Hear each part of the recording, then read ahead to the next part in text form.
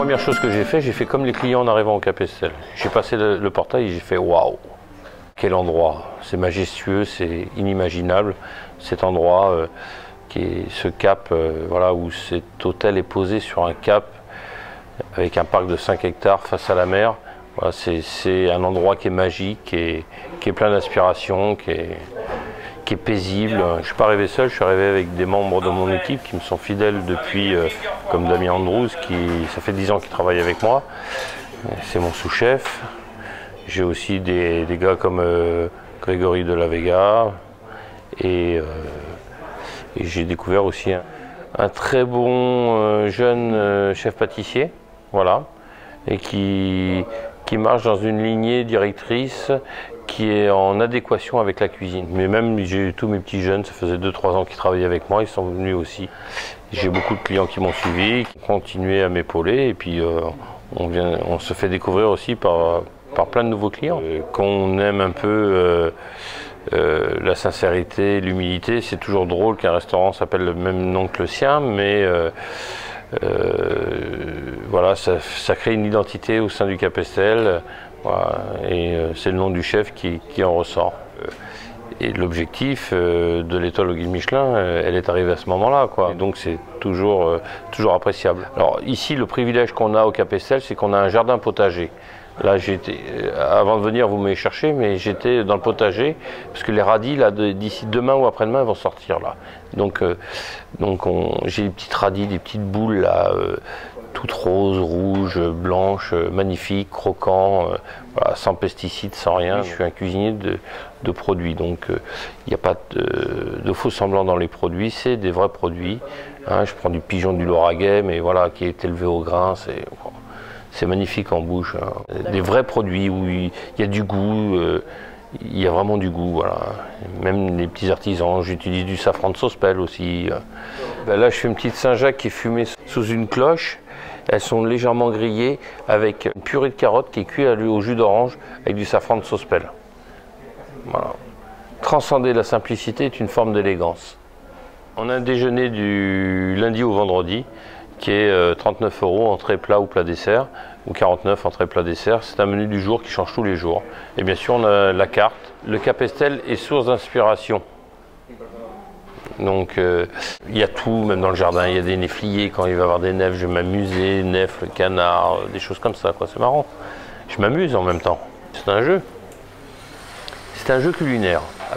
Avec l'étoile, donc on sait qu'on aura une meilleure fréquentation du restaurant, mais on veut rester quand même, j'aime pas trop le terme intimiste, mais confidentiel à notre clientèle de l'hôtel, qu'est le Cap Estel, quoi. Voilà. Cette belle clientèle que nous avons au Cap Estel, c'est fabuleux, quoi. Quel endroit? J'arrête pas, pendant toute l'interview, je vais dire quel endroit.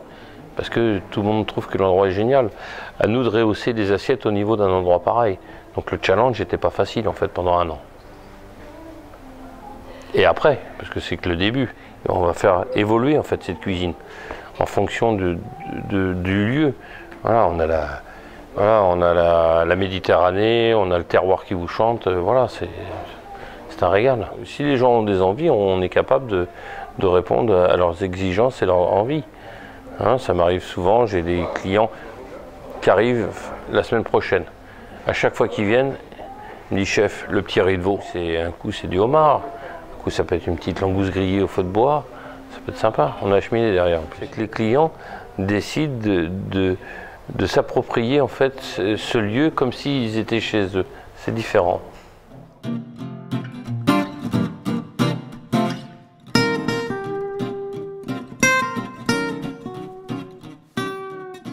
Je suis Pascal Cortès, je suis le président donc, des Coteaux-Varois en Provence. Cette année, c'est les 20 ans de l'appellation AOC Coteaux-Varois en Provence. Il y a eu un travail considérable pour arriver justement en 1993 à avoir cette appellation AOC, parce que c'était pas gagné d'avance, mais en travaillant, les viticulteurs ont travaillé et ont fait valoir leurs produits, et aujourd'hui on est reconnu comme une belle appellation. En 2005, nous avons ajusté le mot Provence au Coteaux-Varois, donc on est devenu des Coteaux-Varois en Provence. Voilà au niveau de l'appellation. Le millésime cette année, c'est un beau millésime. Nous avons de belles couleurs sur les rosés, nous avons des rouges aussi fantastiques. Les gens travaillent très bien. Ce qu'il y a, c'est que depuis qu'on a accédé à l'appellation Coteaux-Varois, la viticulture a progressé. Les gens ont investi et se sont attachés donc à cette appellation. C'est une appellation qui a les 3 couleurs, mais aujourd'hui on fait 88 à 90% de rosé, 10% de rouge, 2% de blanc. Alors les invités qu'on a aujourd'hui, ils sont là pour déguster le millésime 2012. Alors nous avons des sommeliers qui sont là, nous avons des restaurateurs, nous avons des producteurs, donc bien sûr, et on a 46 producteurs qui sont là, qui font déguster leur vin. Et ça leur permet donc de prendre des contacts avec les sommeliers, un peu des négoces. Nous avons aussi des restaurants. Donc ils sont là pour la dégustation du millésime. Donc c'est une petite fête chaque année où on présente notre appellation. On est partenaire avec justement l'hostellerie, qui est l'hostellerie de l'abbaye de la Selle, qui est du groupe du Ducasse. Voilà. Très bien, et justement aujourd'hui, en buvant avec modération, on arrive à associer donc ces mets et ces vins qui sont fabuleux. C'est vrai que notre fer de lance, c'est le rosé. Aujourd'hui, le rosé a le vent en poupe parce que c'est la consommation. Les gens, c'est un vin qui est facile à boire, agréable, qui se boit aussi bien de l'apéritif au moment des repas. Le rosé, on peut aussi bien l'associer avec des plats exotique. C'est un vin qui se laisse boire facilement, qui n'est pas compliqué, qu'on ne demande pas justement de beaucoup de science au niveau de la connaissance des vins. Et je pense qu'aujourd'hui s'exporte bien aussi, très bien aussi. Et je vois que, et aussi nous avons la chance d'avoir le mot Provence, qui fait que le rosé, c'est en Provence qu'il est né.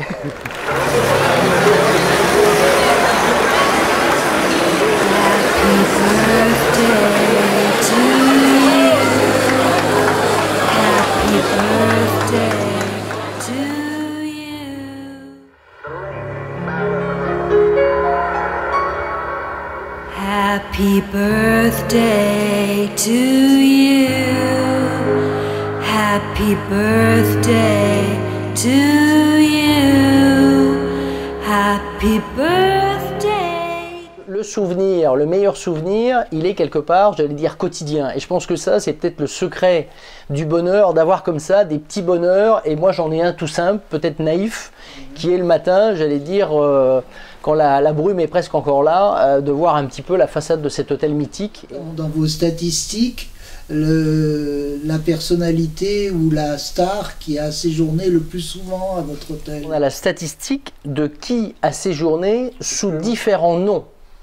À savoir que, oui, tout à fait, c'était Liz Taylor, puisque Liz Taylor a été enregistrée sous 7 noms différents, puisque avec, j'allais dire, sa vie sentimentale assez tumultueuse, elle a séjourné dans cet hôtel plusieurs fois, minimum 7 fois, et comme elle a eu 7 maris, elle a été enregistrée sous 7 noms différents. On ne pouvait pas, j'allais dire, célébrer un centenaire sans faire venir quelqu'un qui était en quelque sorte un témoin. Voilà, exactement, un témoin emblématique.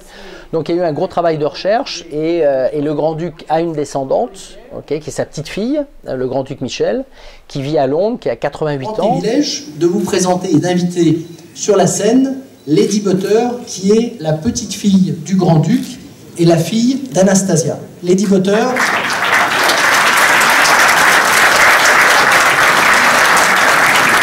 Qui revient pour la première fois à Cannes. La dernière fois, elle y était, elle avait 5 ans.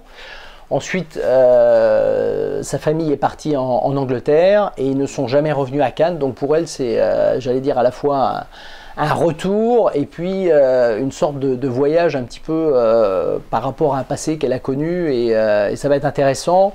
Elle vient également avec son fils et ses petits-enfants. Donc il y a 3 générations qui viennent. Donc ça va être notre invité d'honneur. Au niveau du restaurant, on a toutes les semaines un plat qui est lié à l'histoire de l'hôtel, mais aussi lié aux clients qui ont séjourné. On a les recettes favorites de certains clients réguliers, connus, Et donc, toutes les semaines, vous avez un plat, j'allais dire, qui est lié un petit peu à l'histoire de l'hôtel ou lié aux clients qui ont séjourné dans cet hôtel. Donc, il est clair qu'aujourd'hui, l'identité du Carlton, c'est aussi sa gastronomie. Donc, on célèbre le centenaire par un déjeuner composé de 10 plats. Qui retrace en fait les 10 best-sellers, je dirais, des cartes antérieures qu'on a pu avoir à l'hôtel Carlton. La composition du menu aujourd'hui, on commence par un consommé de crabe dormeur à la bourgeoise, ensuite des médaillons de homard Bellotero, des artichauts antibois. Après, c'est une croustade d'écrevisse cardinal, quenelle de brochet. Ensuite, une mijotée de volaille Pompadour. Après, un carré d'agneau à la française. Et puis après, on passe au dessert. Un savarin façon Monsieur Antelme Bria Savarin. Et puis, un riz à l'impératrice. Voilà. Et puis, on finira par un gâteau d'anniversaire pour finir un petit peu tout ça.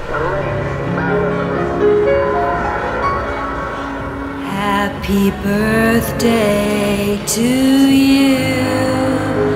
Happy birthday to you. Happy birthday. Happy birthday.